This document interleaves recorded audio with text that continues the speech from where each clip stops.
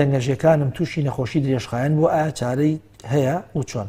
بەنسبەتی ئەم پرسیارەوە وازح نییە ئایا بڵێ دەنگەژەکانی تووشی نەخۆشی درێژخایەن مەبەستی چییە؟ بۆ نمونە مەبەستی ئەوەیە کەوا ئیش ناکات، گری لەسرە، گۆشتی زایی لەسرە، جوان جوود نابێ، چونکە ئەمانە هەر یەکە و بڵێ چارەسەری کتایبەتی هەیە. ئەوەی کە جوود نابێت چارەسەری بڵێ چارەسەری سروشتی بۆ کرێ، علاج طەبیعی لای پسپۆڕان ئەوانەی کە پسپۆڕی دەنگن.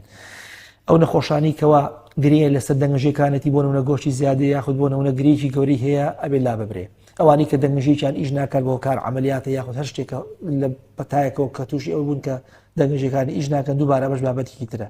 لەبەرەوە دەبێ ئەمە حاڵەتەکەی دەستنیشان بکات بە تەواوەتی ئەگەر تەنها ئەوەیە کە دەنگەژەکانی دەنگی ئەگۆڕێ دوای قسەکردنی زۆر یاخود دوای کەوا گەر مامۆستا بێ قسە زۆر یاخود دەر زۆر بێت و دەنگی بگۆڕێ، ئەمە پێویستە کات دەنگی زۆر بەهێمنی بەکاربێنێ و دووبارە چارەسەری سروشتی بۆ ئەم نەخۆشە چارەسەری تەواوە.